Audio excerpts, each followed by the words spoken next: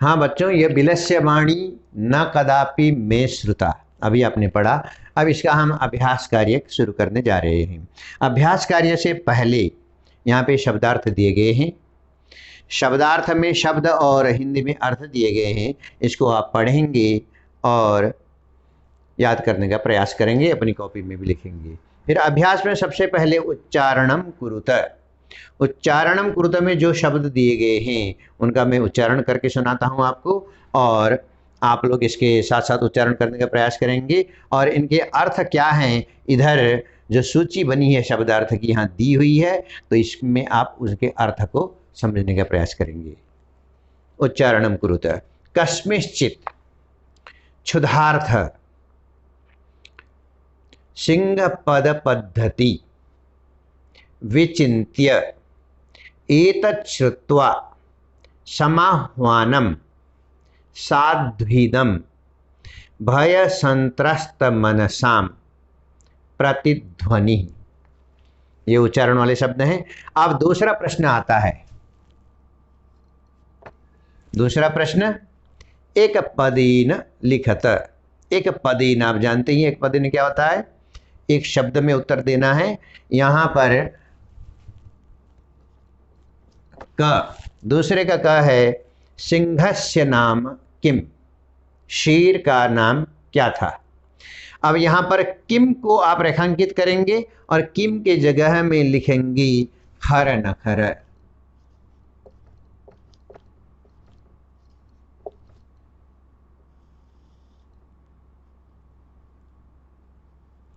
खर नखर, ये शेर का नाम था। तो जैसे आप एक पदेन के लिए प्रश्न लिखना होता है तो केवल प्रश्न संख्या लिख करके खर नखर लिखेंगे, और यही प्रश्न पूर्ण वाक्य में लिखने आएगा तो किम को हटा करके उत्तरवाचक शब्द है खर नखर, सिंहस्य नाम खर नखर, ये लिखेंगे। दूसरा प्रश्न, दूसरे प्रश्न का खा है, गुहाया स्वामी कह आसीत। गुफा का स्वामी कौन था, मालिक कौन था, कौन था आप जानते होंगे, दधिपुच्छ। दधिपुच्छ या श्रृगालः। दधिपुच्छ या श्रृगालः, इनमें से आप दोनों में से कोई भी लिख सकते हैं जो आपको आसान लगे। ग में देखिए, सिंह कस्मिन् समय गुहाया समीपे आगतः। कस्मिन् को आप रेखांकित करेंगे, वो प्रश्नवाचक है। और सिंह कस्मिन्, वह किस, शेर किस समय उस गुफा के पास आया। तो उत्तर में हमें लिखेंगे, कस्मिन् की जगह उत्तर लिखना होता है पूर्ण वाक्य में, सिंह सूर्यास्त समय, वो सूर्यास्त समय में आया था।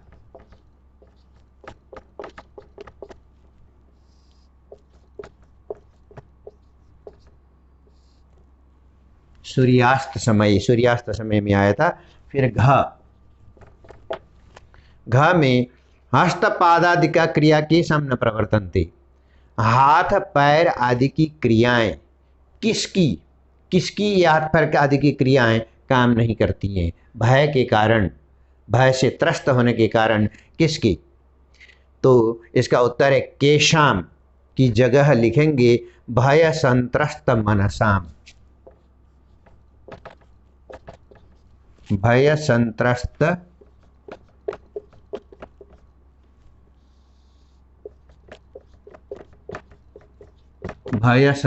मनसाम, भय से संत्रस्त घबराए हुए मन वालों का हाथ पैर जीव आदि काम नहीं करते। गुहा केन प्रतिध्वनिता, गुफा किससे प्रतिध्वनित हुई, गूंजी, सिंह गर्जनीन।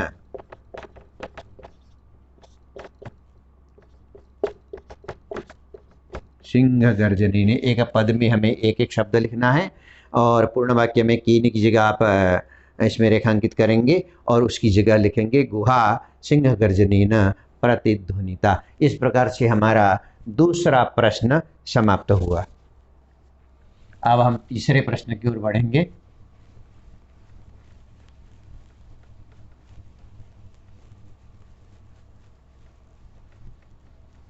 अब हम तीसरे प्रश्न की ओर बढ़ते हैं। तीसरे प्रश्न में है पूर्ण वाक्येन उत्तरतः, पूर्ण वाक्य में उत्तर देना है। अब इसमें भी पूर्ण वाक्य में उत्तर देने के लिए भी हमें एक पदेन की तरह से अगर हम याद रखेंगे या उत्तर लिखेंगे तो हमें परीक्षाओं में आसानी होगी पूर्ण वाक्य में उत्तर देने में, क्योंकि हम प्रश्नवाचक शब्द की जगह उत्तरवाचक शब्द का प्रयोग करेंगे और आगे पीछे जो है वही उतारेंगे। तो इससे उत्तर भी हमारा पूर्ण वाक्य में हो जाएगा और ज़्यादा हमें याद नहीं रखना पड़ेगा। ठीक है। अब आया इसमें का में जरा देखेंगे, खर नखर कुत्र प्रतिवसति स्म। खर नखर कहाँ रहता था। अब उत्तर क्या बनता है, खर नखर कस्मिंश्चित् वने प्रतिवसति स्म। खर नखर किसी वन में रहता था। अब कुत्र की जगह हमें केवल याद रखना है कस्मिंश्चित् वने।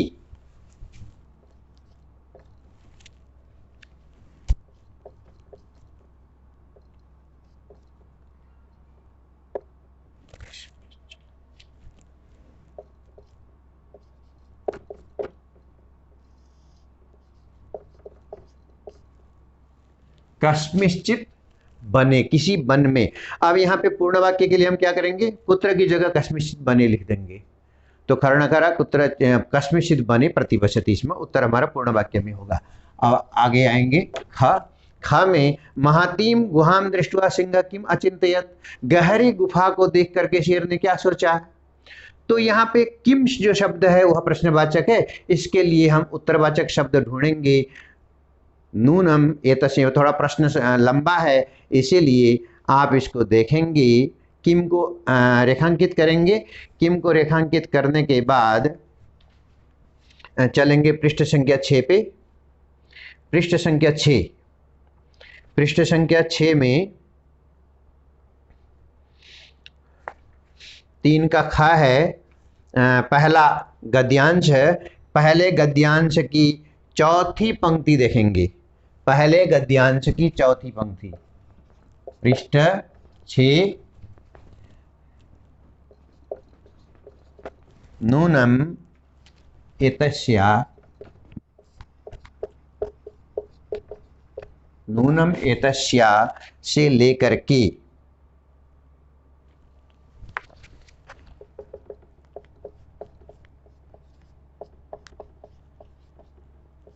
तिष्ठामि तक, लंबा है ये, आप पुस्तक में देख सकते हैं। पहले गद्यांश में है और चौथी पंक्ति से लेकर के पहले गद्यांश के अंत तक है। नूनम एतस्या गुहायाम रात्रो कोपि जीवः आगच्छति, अतः अत्रैव निगूढ़ो भूत्वा तिष्ठामि। यहाँ तक इसका उत्तर आएगा, पृष्ठ 6 पे देख सकते हैं। और फिर हम ग में देखते हैं। ग में श्रृगाल किम अचिंतयत। श्रृगाल, लोमड़ी क्या सोचने लगी। लोमड़ी क्या सोचने लगी, इसको भी हम पृष्ठ 6 में चलेंगे। पृष्ठ 6 में, पृष्ठ 6 में चलेंगे और लिखेंगे 3 का ग। 3 का ग में दूसरे गद्यांश में चौथी पंक्ति, दूसरा गद्यांश चौथी पंक्ति।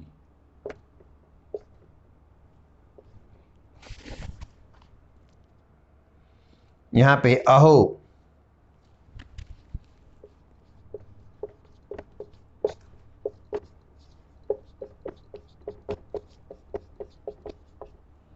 विनष्टोस्मि से लेकर के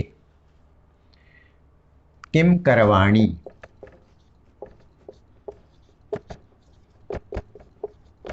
किम करवाणी, यहाँ तक इसका उत्तर है। ठीक है, पृष्ठ संख्या 6 में दूसरी पंक्ति यह है, तो इसका उत्तर ये हो गया। अब हम चलेंगे घ। घ में श्रृगाल कुत्र पलायित, श्रृगाल लोमड़ी कहाँ भाग गई, इसका कुत्र की जगह केवल आएगा दूरम। श्रृगाल दूरम पलायित, श्रृगाल लोमड़ी दूर भाग गई, इतना ही है इसका उत्तर। फिर ङ में जरा देखेंगे, गुहा समीपम आगत्य श्रृगाल किम पश्यति, गुफा के पास आकर के लोमड़ी क्या देखती है। इसको भी हम चलेंगे 3 का ङ है, पृष्ठ 6 पे चलते हैं, पृष्ठ 6 पे, हाँ पृष्ठ 6 और नहीं, दूसरा गद्यांश है, दूसरा गद्यांश है, तीसरी पंक्ति, तीसरी पंक्ति।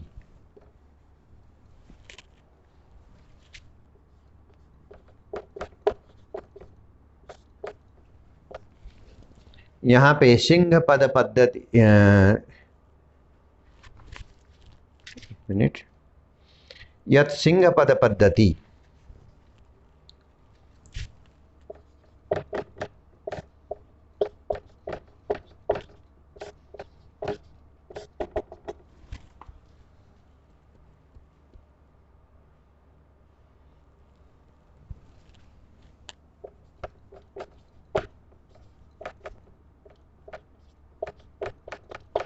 न च बहिरागता, यहाँ तक आएगा।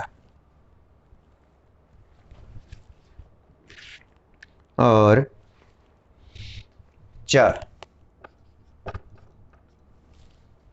कः शोभते, कः शोभते यह श्लोक से अंतिम जो श्लोक है उसमें से लिया गया है। यह अनागतम कुरुते स शोभते, ये लिखना है। यह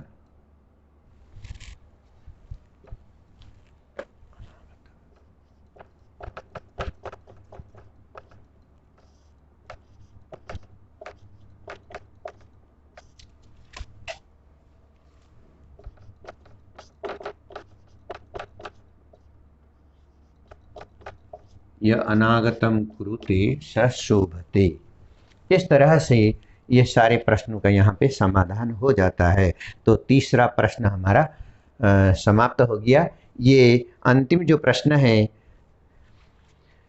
अंतिम जो प्रश्न है ये अंतिम श्लोक से लिया गया है। यहाँ पर तीसरे का जो चा है तो इसको ख्याल रखेंगे, ठीक है। अब हम चलेंगे चौथे प्रश्न की ओर।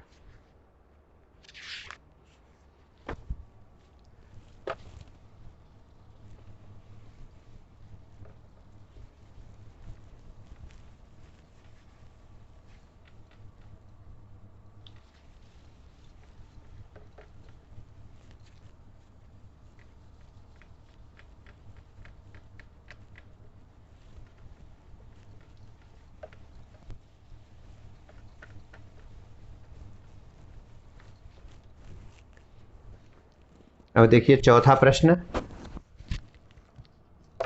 चौथे प्रश्न में पूछा गया है, रेखांकित पदानि आधृत्य प्रश्न निर्माणम कुरुत। रेखांकित शब्द दिए गए हैं, रेखांकित के शब्द के आधार पर हमें प्रश्न बनाना है। जो रेखांकित शब्द है उसकी जगह प्रश्नवाचक शब्द क्या होगा वो सिर्फ लिखना है। तो हम यहाँ पे क में क्षुधार्थ सिंह कुत्रापि आहारम न प्राप्तवान, भूखा जो शेर है कहीं पर भी उसे आहार नहीं मिला। इसमें क्षुधार्थ शब्द में रेखांकित है तो क्षुधार्थ की जगह में प्रश्नवाचक होगा कीदृशः, कीदृशः, बस उसकी जगह ये लिखेंगे, बाकी ठीक है सब। ख में दधिपुच्छ नाम श्रृगाल गुहाया स्वामी आसीत। दधिपुच्छ नाम का जो श्रृंगाल है वह गुफा का स्वामी था। तो इसमें दधिपुच्छ में रेखांकित है तो उसकी जगह आएगा कह, प्रश्नवाचक बन गया। कह के साथ बाकी पूरी पंक्ति उतार दीजिए, वही होगा उत्तर। ग में एषा गुहा स्वामिनः सदा आवाहनम करोति। यह गुफा अपने स्वामी की रोजाना आवाहन करती, आवाहन करना बुलाती है। तो यहाँ पे स्वामी नः है, स्वामी नः की जगह में प्रश्नवाचक आएगा कस्य, कस्य। फिर घ में भय संत्रस्त मनसाम हस्तपादादिका क्रिया न प्रवर्तन्ते। भय से त्रस्त जो मन वाले हैं उनका हाथ पैर आदि क्रियाएं काम नहीं करती हैं। तो यहाँ पे हस्तपादादिका, इसका जो है प्रश्नवाचक लिखना है में, क्योंकि रेखांकित है तो सिर्फ आएगा का, प्रश्नवाचक में का, इसको लिख देंगे तो प्रश्नवाचक वाक्य बनेगा। न में आवाहने शृगाल बिली प्रविश्य सिंह भोज्यम भविष्यति। आवाहने शृगाल बिली प्रविश्य, आवाहने न, आवाहन करने से, बुलाने से, शृगाल बिले प्रविश्य, शृगाल बिल में घुसेगा, प्रवेश करेगा, और में सिंह से भोज्यम भविष्यति, और शेर का भोजन बनेगा। तो यहाँ पे बिले, बिले को रेखांकित किया गया है, उसकी जगह हमें लिखना है कुत्र। तो इस तरह से यह पंचम अभ्यास भी समाप्त हो गया है। अब हम छठे अभ्यास, चौथा अभ्यास समाप्त हुआ है, अब हम पंचम अभ्यास की ओर चलेंगे।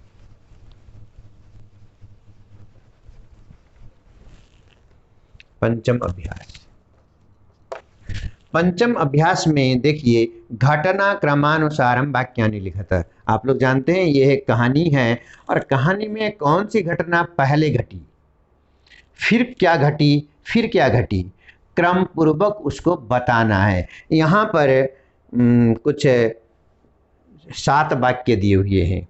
ये 7 वाक्य जो पुस्तक में दिए गए हैं, ये सब आगे पीछे करके दिए गए हैं। अब हमें इनको क्रम पूर्वक यानी सीरियलाइज करके इनको अरेंज करना है। पहली पंक्ति कौन सी आएगी, दूसरी कौन सी आएगी, इस प्रकार से फिर एक छोटी सी कहानी हम अलग से बनेगी। जरा गौर कीजिए, पहले पर 1 नंबर पर आएगा ग, 1 नंबर पर ग, परिभ्रमण,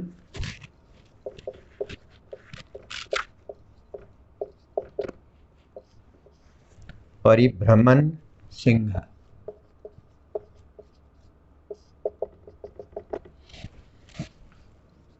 2 नंबर पर आएगा ख, सिंह एकाम।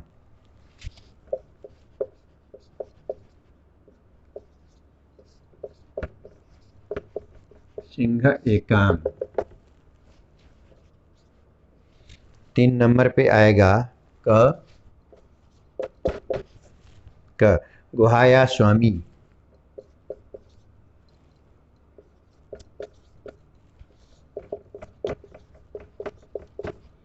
गुहाया स्वामी। 4 नंबर पे आएगा छ, गुहायाम कोपी।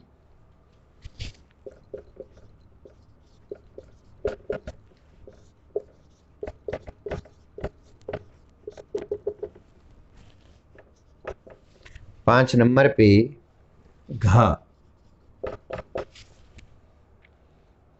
दूरस्थ शृगालः।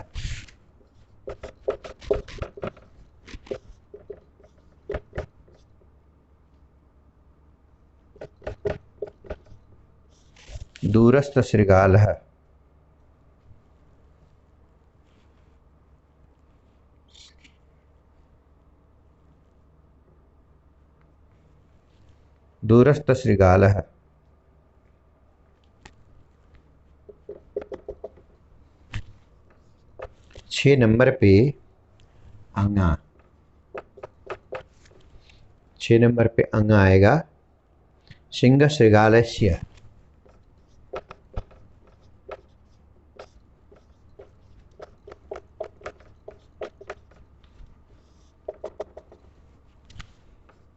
7 नंबर पे है च, दूरम पलायमान।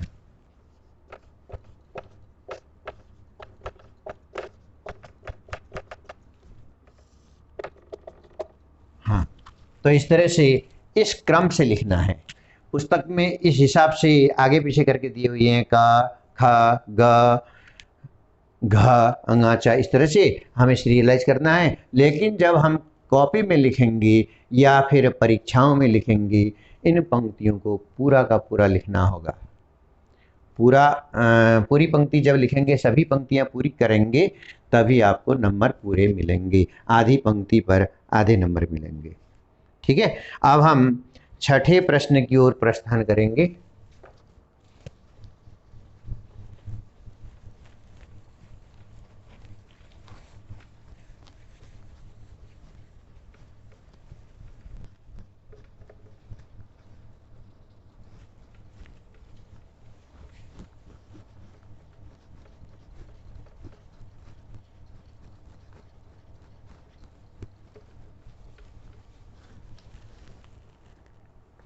छठा प्रश्न।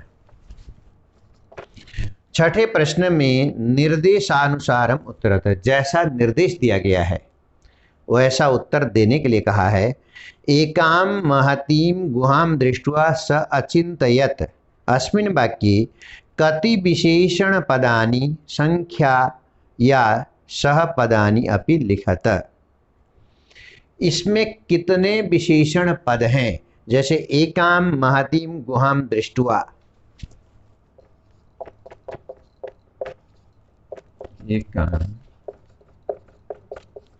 महतीम गुहाम दृष्ट्वा स अचिंतयत,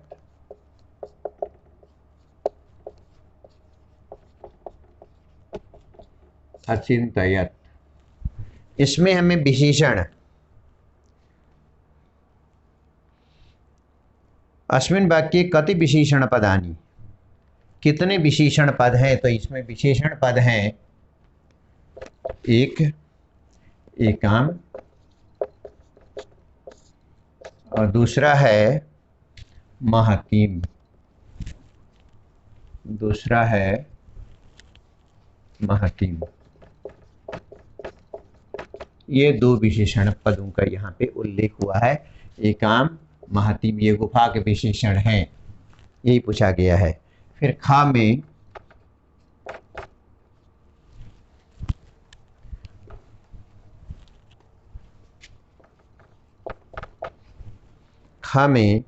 तदहम अस्य आवाहनम करोमि, अत्र अहम इति पदम कस्मै प्रयुक्तम, तदहम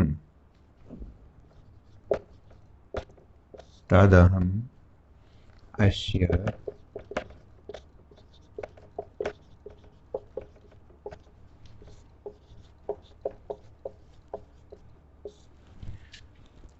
इसमें पूछा गया है कि यहाँ पर अहम, तद अहम यहाँ पे छुपा हुआ है, संधि अलग अलग करेंगे तो अहम शब्द जो है पदम कस्मै प्रयुक्तम, यह शब्द किसके लिए प्रयुक्त है? तो यहाँ पे उत्तर में आएगा सिंहाय, सिंहाय, यह उत्तर है। ठीक है, अब ग में आएंगे। यदि त्वं माम न आह्वयसि, अस्मिन् वाक्ये कर्तृपदम किम? यदि त्वं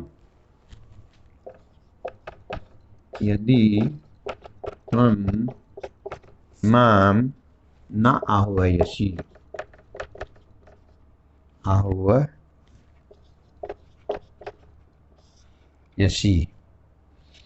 इस वाक्य में पूछा गया है अस्मिन् वाक्ये कर्तृपदम किम, इसमें कर्ता वाला शब्द क्या है?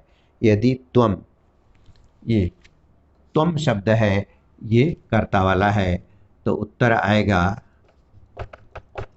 त्वम। ठीक है, इस तरह से ये छठा प्रश्न समाप्त नहीं हुआ अभी।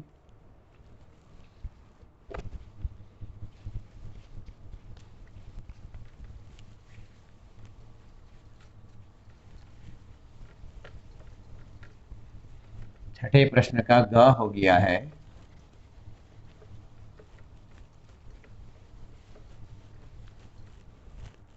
और छठे प्रश्न का अब घ है। सिंह पद पद्धति गुहायां प्रविष्टा दृश्यति। अस्मिन् वाक्ये क्रियापदम किम? सिंह पद पद्धति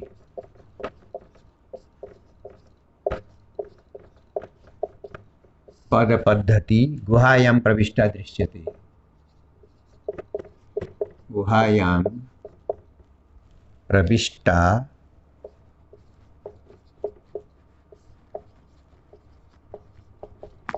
दृश्यते। यहाँ पे पूछा गया है कि इसमें क्रियापद क्या है, क्रियापद जो कार्य कर रहा है। तो यहाँ पे दृश्यते क्रियापद है, तो उत्तर में लिखेंगे हम दृश्यते। फिर छठा का अंतिम है, बनेत्र संस्थस्य समागता जरा। बनेत्र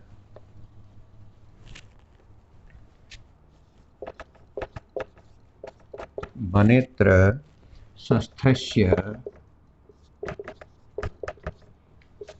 समागता जरा।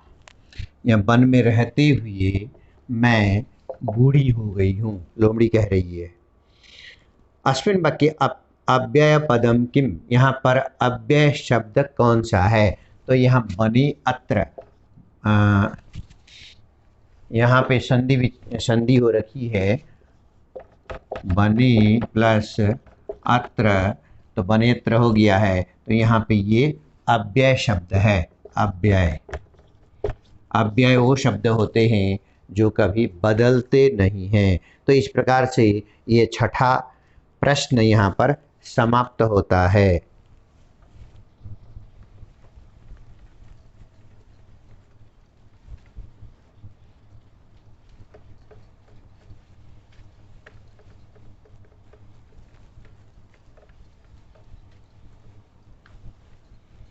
अब हम सातवें प्रश्न को देखेंगे। सातवां प्रश्न, मंजुषातः अव्यय पदानि चित्वा रिक्त स्थानानि पूरयत। रिक्त स्थान पूर्ति, इसको हम छोटे में कहेंगे तो रिक्त स्थान पूर्ति। मंजूषा से, मंजूषा में शब्द दिए गए हैं, उनसे रिक्त स्थान पूर्ति करेंगे। तो यहाँ पे ये कहानी हम बताते जाएंगे, कहानी भी समझना है और रिक्त स्थान पूर्ति भी करनी है। तो हम जो जो रिक्त स्थान आएंगे शुरू में, उनके साथ कौन सा शब्द आएगा बताते जाएंगे। एकस्मिन् बने कश्चन, यहाँ पर एकस्मिन् बने कश्चन व्याध, एक नंबर पे आएगा कश्चन। एकस्मिन् बने कश्चन व्याध जालम विस्तीर्य दूरे स्थितः। इसका मतलब बाद में बताएंगे हम, पहले फिल इन द ब्लैंक्स कर लेते हैं। क्रमशः आकाशात् सपरिवार कपूतराजः नीचै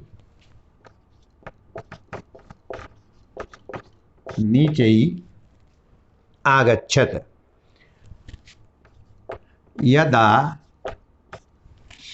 यदा कपूतः तण्डुलान् अपश्यन् तदा तेषां लोभो जातः। परं राजा सहमत नासीत्। तस्य युक्ति आसीत्,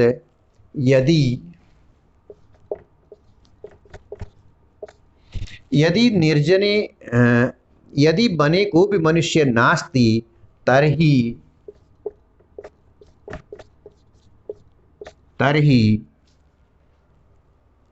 कुतः तण्डुलानां संभवः। परम, 8 नंबर में आएगा परम राज्ञ उपदेशम अस्वीकृत्य कपूता तण्डुलान् खादितुं प्रवृत्ता जाले च। जाले च निपतिता। अतः उक्तम सहसा।